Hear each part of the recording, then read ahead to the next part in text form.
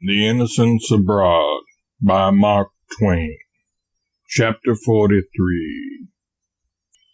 We had a tedious ride of about 5 hours in the sun across the valley of Lebanon. It proved to be not quite so much of a garden as it had seemed from the hillsides. It was a desert, weed-grown waste, littered thickly with stones the size of a man's fist. Here and there the natives had scratched the ground and reared a sickly crop of grain, but for the most part the valley was given up to a handful of shepherds, whose flocks were doing what they honestly could to get a living, but the chances were against them.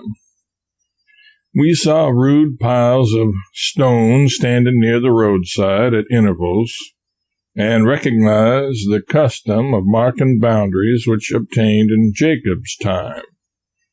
There were no walls, no fences, no hedges, nothing to secure a man's possessions but these random heaps of stones.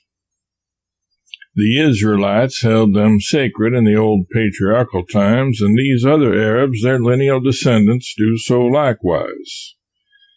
An American of ordinary intelligence would soon widely extend his property at an outlay of mere manual labor performed at night under so loose a system of fencing as this.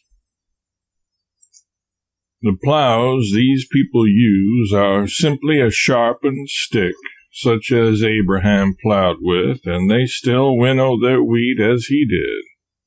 They pile it on the housetop and then toss it by shovelfuls into the air until the wind has blown all the chaff away. They never invent anything, never learn anything. We had a fine race of a mile with an Arab perched on a camel. Some of the horses were fast and made very good time, but the camel scampered by them without any very great effort. The yelling and shouting and whipping and galloping of all parties interested made it an exhilarating, exciting, and particularly boisterous race. At 11 o'clock our eyes fell upon the walls and columns of Baalbek, a noble ruin whose history is a sealed book. It has stood there for thousands of years, the wonder and admiration of travelers. But who built it or when it was built are questions that may never be answered. One thing is very sure, though. Such grandeur of design and such grace of execution as one sees in the temples of Baalbek have not been equaled or even approached in any work of men's hands that has been built within 20 centuries past.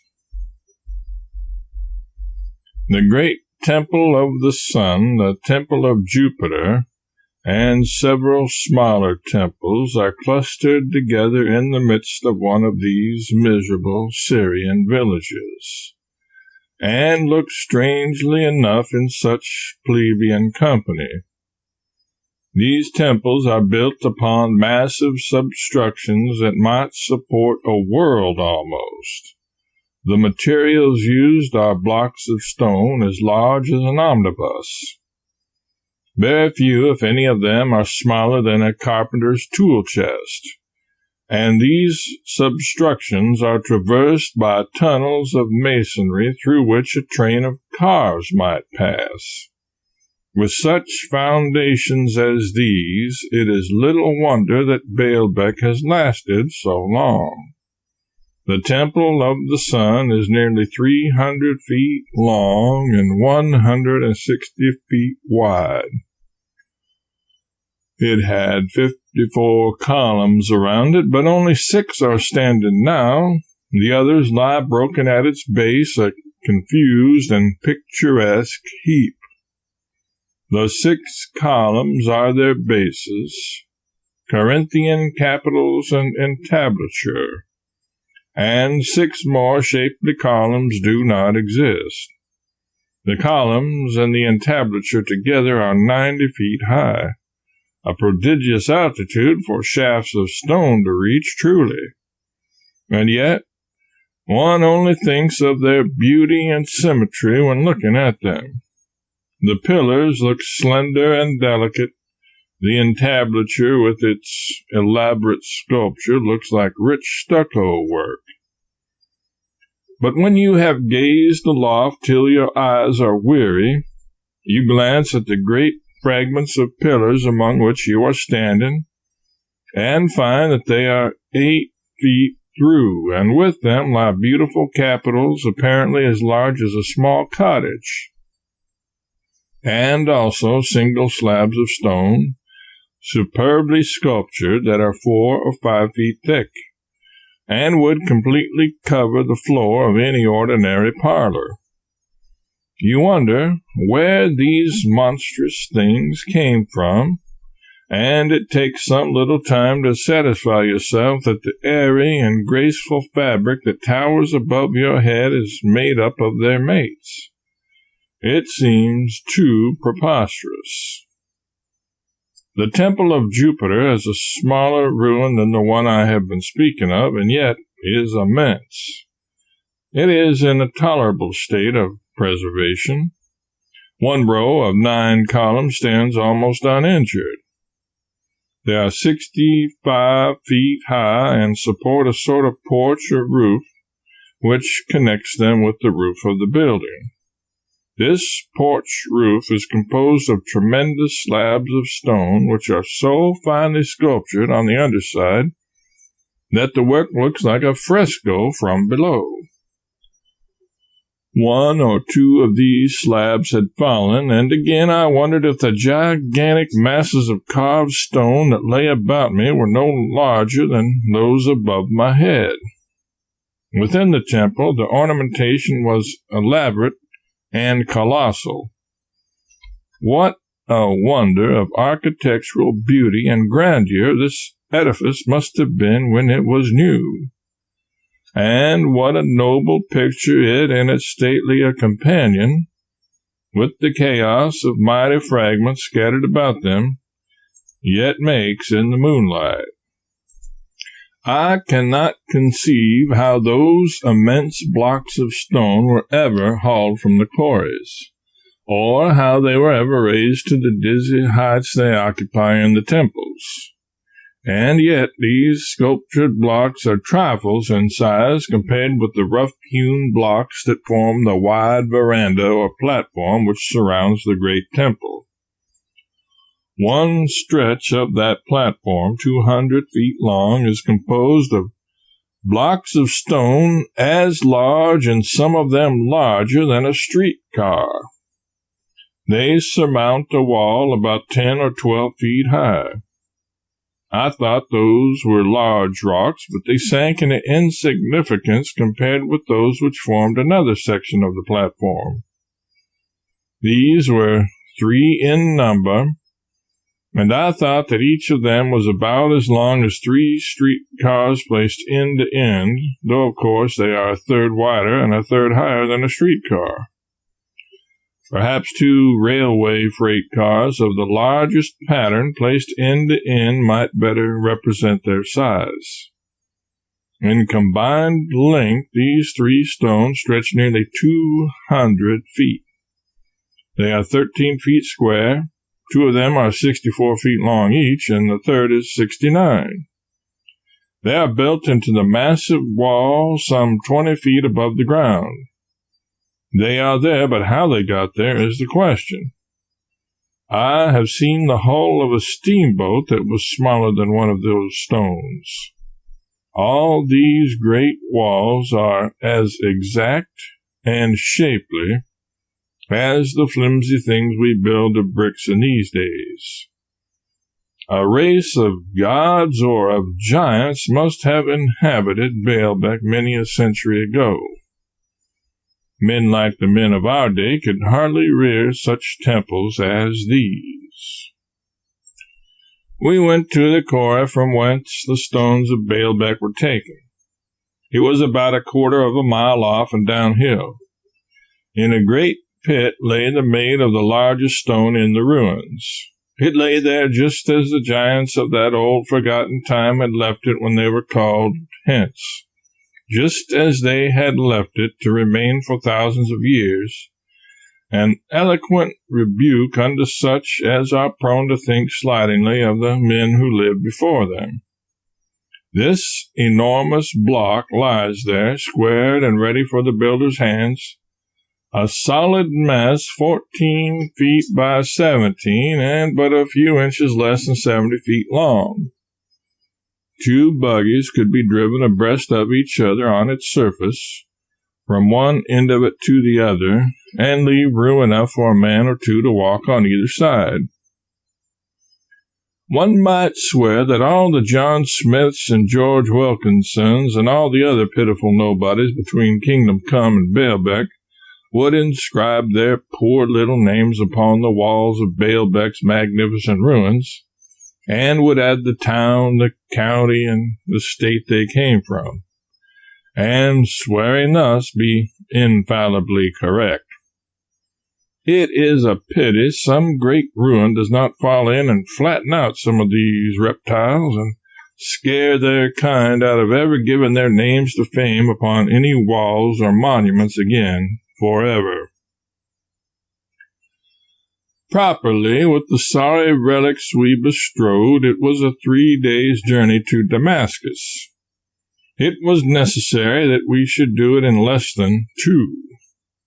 It was necessary because our 3 pilgrims would not travel on the Sabbath day. We were all perfectly willing to keep the Sabbath day, but there are times when to keep the letter of a sacred law whose spirit is righteous becomes a sin, and this was a case in point. We pleaded for the tired, ill-treated horses and tried to show that their faithful service deserved kindness in return, and their hard lot compassion. But when did ever self-righteousness know the sentiment of pity? What were a few long hours added to the hardships of some overtaxed brutes when weighed against the peril of those human souls? It was not the most promising party to travel with, and hoped to gain a higher veneration for religion through the example of its devotees. We said the Savior, who pitied dumb beasts and taught that the ox must be rescued from the mire even on the Sabbath day, would not have counseled a forced march like this. We said the long trip was exhausting and therefore dangerous in the blistering heats of summer, even when the ordinary day stages were traversed, and if we persisted in this hard march, some of us might be stricken down with the fevers of the country in consequence of it. Nothing could move the pilgrims. They must press on. Men might die, horses might die, but they must enter upon holy soil next week, with no Sabbath-breaking stain upon them. Thus they were willing to commit a sin against the spirit of religious law in order that they might preserve the letter of it. It was not worth while to tell them, the letter kills. I am talking now about personal friends, men whom I like, men who are good citizens, who are honorable, upright, conscientious, but whose idea of the Savior's religion seems to me distorted. They lecture our shortcomings unsparingly, and every night they call us together and read to us chapters from the Testament that are full of gentleness, of charity, and of tender mercy. And then all the next day they stick to their saddles clear up to the summits of these rugged mountains and clear down again. Apply the Testament's gentleness and charity and tender mercy to a toiling, worn, and weary horse? Nonsense. These are for God's human creatures, not his dumb ones. What the pilgrims choose to do, respect for their almost sacred character demands that I should allow to pass, but I would like so like to catch any other member of the party riding his horse up one of these exhausting hills once. We have given the pilgrims a good many examples that might benefit them, but it is virtue thrown away. They have never heard a cross word out of our lips toward each other, but they have quarreled once or twice. We love to hear them at it after they have been lecturing us. The very first thing they did coming ashore at Beirut was to quarrel in the boat. I have said I like them, and I do like them. But every time they read me a scorcher of a lecture, I mean to talk back in print. Not content with doubling the legitimate stages, they switched off the main road and went away out of the way to visit an absurd fountain called Phrygia, because Balaam's ass had drank there once. So we journeyed on through the terrible hills and deserts and the roasting sun, and then far into the night, seeking the honored pool of Balaam's ass, the patron saint of all pilgrims like us. I find no entry but this in my notebook. Rode today altogether 13 hours through deserts partly, and partly over bare and unsightly hills, and latterly through wild, rocky scenery, and camped at about 11 o'clock at night on the banks of a limpid stream near a Syrian village. Do not know its name, do not wish to know it. Want to go to bed. 2 horses lame, mine and Jack's, and the others worn out. Jack and I walked 3 or 4 miles over the hills and led the horses. Fun, but of a mild type. 12 or 13 hours in the saddle, even in a Christian land and a Christian climate and on a good horse, is a tiresome journey. But in an oven like Syria, in a ragged spoon of a saddle that slips fore and aft, and thwartships, and every way, and on a horse that is tired and lame, and yet must be whipped and spurred with hardly a moment's cessation all day long, till the blood comes from his side, and your conscience hurts you every time you strike if you are half a man. It is a journey to be remembered in bitterness of spirit and execrated with emphasis for a liberal division of a man's lifetime.